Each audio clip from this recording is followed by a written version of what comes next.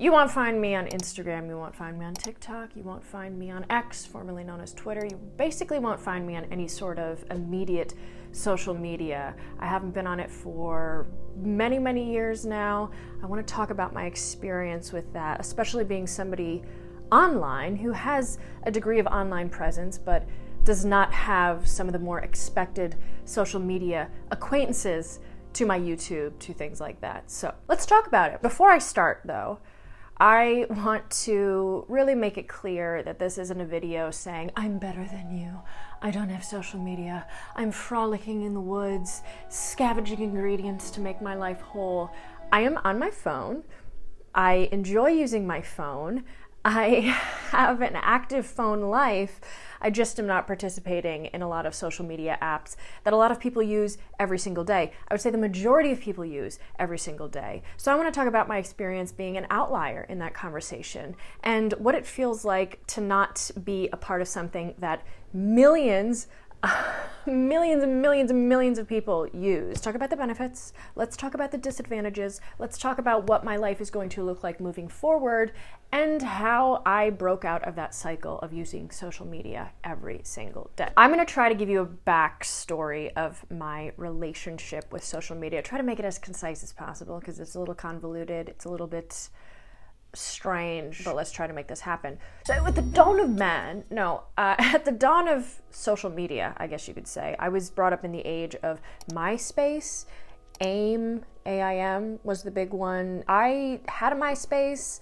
I never really went on it. My parents didn't know that I had it, so I felt really guilty about it. And for a long time growing up, we didn't have internet, so I didn't really have access to it. So I would have to go over to my friends, and it really wasn't worth it. So I guess from the beginning, the inception of social media really being a thing, I already felt like an outlier to it. I felt like I was looking in and watching people get picked for gym class and being the last to be picked. I never felt like I had a relationship with it. And I always felt kind of guilty about having it.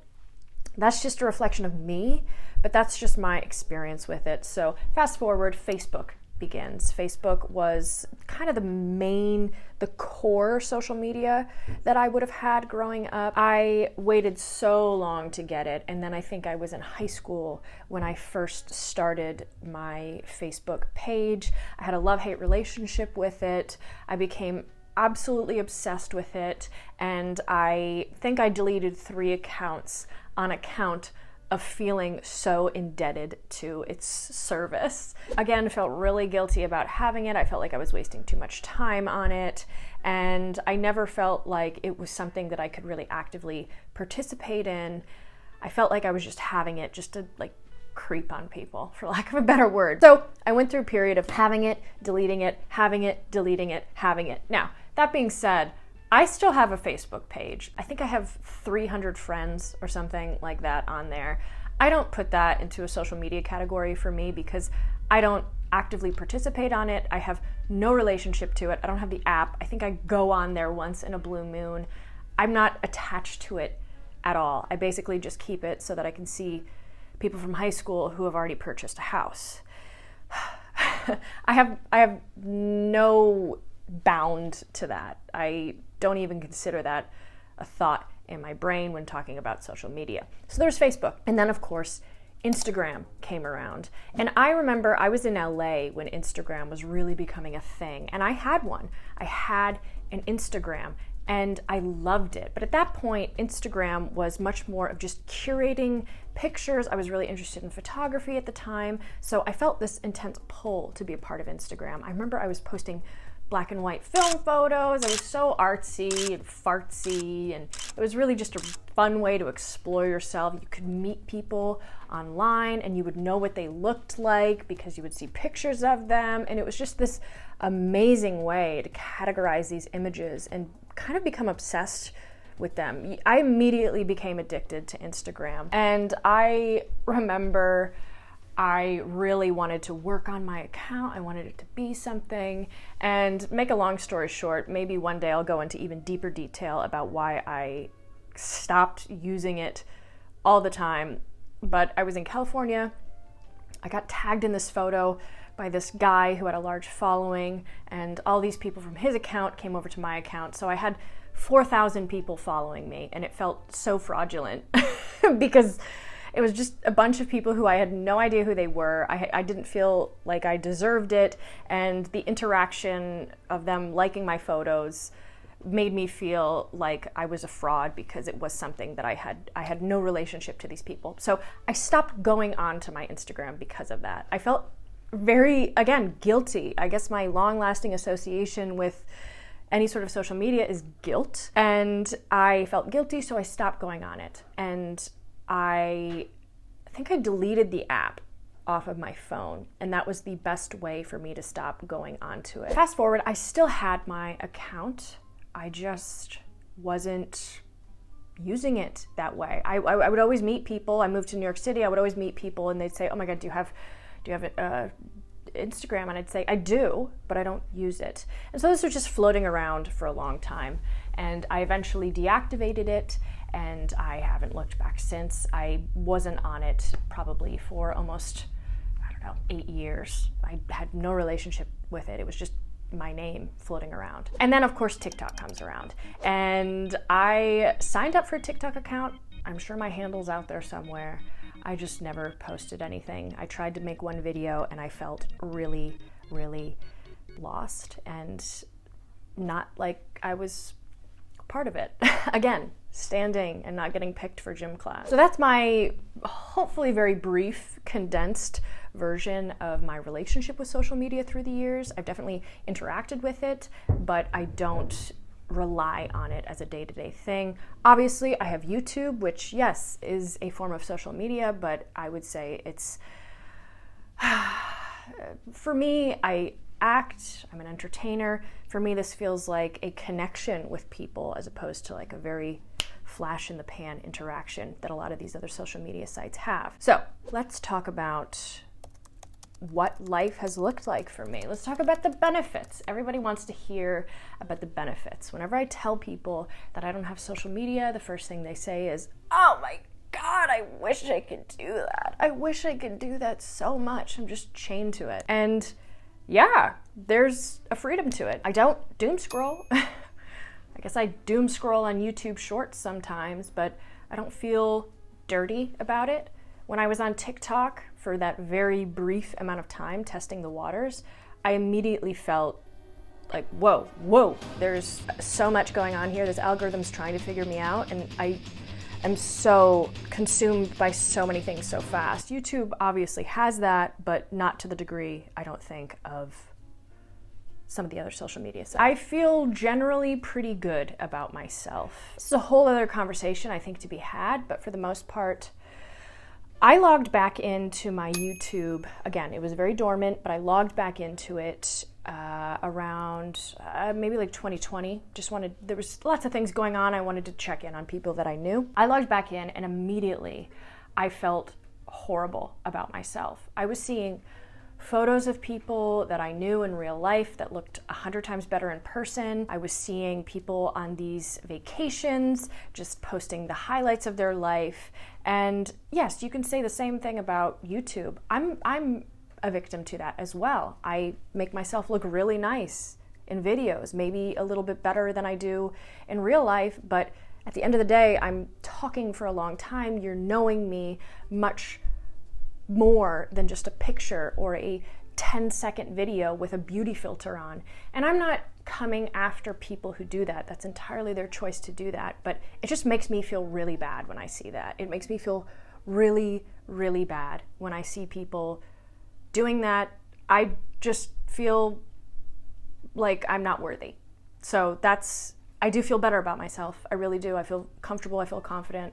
I film myself on YouTube, and I don't feel bad because I'm able to express myself. I'm able to talk about things, and I don't know, I feel much better on this platform than if I had to take pictures or film a 10-second video or try to make myself compete with people that are using filters.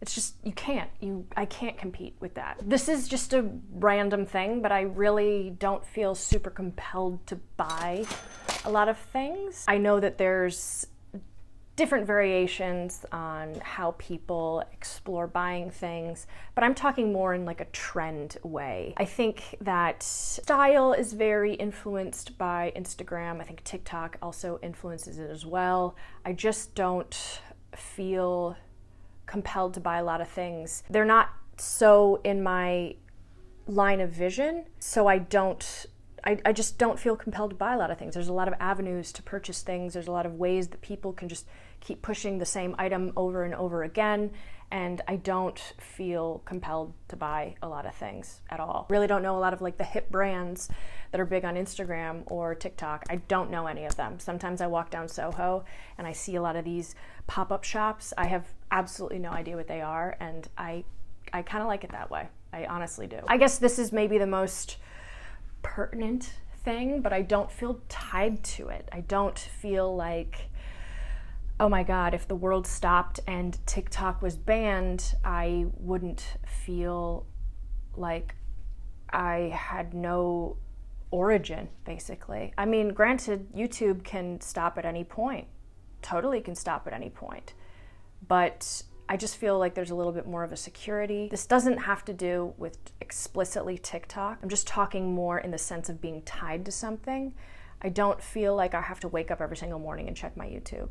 I don't feel like I have to wake up every single morning and check in on people that I follow. I don't feel that at all. I check my emails, I check the news, I check certain things. Sometimes I'll watch some funny videos just to rile up those bones, but I don't feel like I have to scroll on Instagram, Twitter, X, whatever. And the whole TikTok ban looming thing, that's a whole different conversation to be had, but this is just my relationship with not having social media. This is more of a conversation about how we consume information now. Again, a much longer conversation to be had, but when I look for information on the internet, I'm gonna either watch a long form video, I'm gonna read a full article. I think the whole world of consuming media so fast, it's like just reading the headline of something, right? I think that everybody should have access to expressing their opinions. I think everybody should have access to retrieving and receiving information. I think that's so important, and I think that that is an integral part of why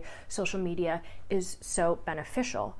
But I think sometimes the way that we consume media and the way that we consume information, it's so rapid and it's so concise that we're missing a lot of the big picture. And I think we're kind of losing that momentum to sit and actually listen to the full scale of things. I would be very nervous to get onto those apps again and maybe lose that curated way of looking at things. It's more than even news, it's just things in general. I really feel like that influx of information is maybe too much of something. Maybe we shouldn't be having that much information thrown at us at a certain time. I think it's a little scary, honestly. It really, really is. And I think it's a little bit wearisome when we watch a video and we immediately go to the comments before we've maybe formed an opinion about something ourselves, because it's so indicative of how we form our ideas when we look at other people's reception of something, reception of a video.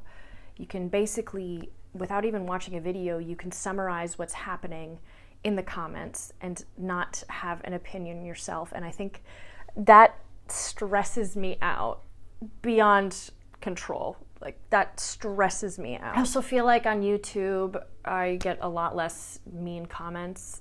I would say like 95% of comments on my videos are nice. I don't have to deal with people that are rude. I also talk about books, so what are people gonna say about it? They don't like my opinion, that's totally fine and valid, and you should say that, but nobody directly is attacking my appearance. They're not attacking the way that I speak. They're not attacking the way that I present myself. That's not really something that happens here, because again, I'm presenting in a long form way. You might hate me in the first 5 seconds, but you have time to get to know me. You have time to see how I can talk. And then you have time to make a decision and say, okay, yeah, she's not my cup of tea. Or, yeah, you know what, I watched 15 minutes of her and she's fine. But what frightens me about these short-term social media or just pictures, you're just judging somebody based on a quick scroll. You might never see them again, and maybe you're giving into this impulse, like you've had a bad day and you just want to let it out at somebody and just type something furiously, anonymously, and you just will never see them again. And that's so, oh my God, if I had to deal with that on a day-to-day basis, I think I really wouldn't be able to do it at all. I also feel like my digital footprint is nice. Like, I'm not concerned about anything, really. I have a pretty solid control of what I'm putting out, what I want to put out, what I feel comfortable putting out. And again, being able to fully justify my comments or anything that I'm saying in an elongated way, in a way that feels like I've thought about it, I've helped to edit and get my words across, and this is what I want to put out there. Not in like a very fast, knee-jerk reaction. This is something I've thought about. And to kind of cap off on the list of benefits before I bore you, hopefully I'm not boring you, my relationships with people are really genuine, I feel. Since I don't go on their Instagram, since I don't follow them on any other social medias, when I see people, I genuinely am curious what they've been up to. I don't know what they've been up to. I can't say, oh yeah, I saw that. Wow, yeah, I already know you've been doing that. I don't know what they've been up to. So I feel like my conversation it's all new to me, it's fresh. I feel like I can tell them about what I've been up to, and it might be a surprise, or maybe they just don't care, which is fine as well. But I feel that it's an organic conversation. I'm genuinely curious, and I love my friends because of that. And they understand that about me. I'm also a horrible texter, so I really rely on in-person communication. It's very important for me, and it makes me feel good when I have a really nice, long, interesting conversation with somebody. All right, girl, so let's talk about the disadvantages, because there are disadvantages. This isn't all happiness and honeypots and smiling teddy bears. I'm completely out of the loop on everything. My husband has an Instagram. He basically is the one who tells me, hey, so-and-so invited us to a party. Let's hang out. Somebody's inviting us to this. I have absolutely no idea what's going on at all. Say there's like pop culture things. Of course, if they make it onto the mainstream, I know what's going on. But if an author's done this, if an author said that, if somebody did this, if somebody said that, I have no idea. And of course, I can do a ton of research. I can spend all this time doing research. But if something happens very fast and is forgotten, I don't know what's going on. I don't. And I like it that way. I sometimes don't want to know everything. I don't. And maybe that's bad on me. Maybe that's a detriment. But I don't want to know everything that's going on. I really don't. I know enough. And I will always know what's going on. I just sometimes don't need to get into the minutia of everything. It's not good for me at all. I think that dating would be really tough without it. I was talking to my friend yesterday, and he said a lot of dating apps have evolved past having to link your social media, but there is that added security blanket of seeing somebody's profile, maybe seeing if you have mutual friends. Trying to meet people is also a little weird. When you say you don't have social media, they immediately think that you're lying. They immediately don't really know how to go forward communicating with you. I have quite literally said to someone, you can use my email. And let's just be honest, I never talked to that person again. They did not email me. So I think the go-to is, oh yeah, what's your Instagram? This very fail-proof way of remaining in contact with somebody, knowing that they're there, knowing that you can see what they've been up to, you can see what their business ventures, what's happening. You can always kind of keep them in your back pocket of communication. I don't have that. It's kind of odd to try to stay in contact with people, but I do. I mean, it's so weird to ask people for their phone numbers now. That's such an intimate thing, asking somebody for their phone number now, but I ask them. And to relate to staying in contact with people from a business perspective, it's definitely not the smartest not to have social media, right? I create stuff online. I also act. can't really sell myself outside of YouTube. I'm very fortunate that I have YouTube. I can send that to people. I can say, this is me. This is what I do. This is how I talk. This is how I present myself. This is how I am in front of the camera. I'm very comfortable and happy that I have this. Oh my God, thank you so much. Like, I can't thank you enough for making YouTube happen. But as far as staying in contact with people that I meet on set, people that I meet in theater, people that I want to work with in the future, brands, things like that, I don't have that. And it's not the best at all. And there's a part of me that's trying to figure out how I can incorporate it into my life. But that is a huge gray area for me right now because it is so important to have that presence. So from a business perspective, from a marketing perspective, from a networking perspective, it's definitely an issue. I'm not gonna sugarcoat it. It's an issue. There's a couple more disadvantages, but I can't think of them right now.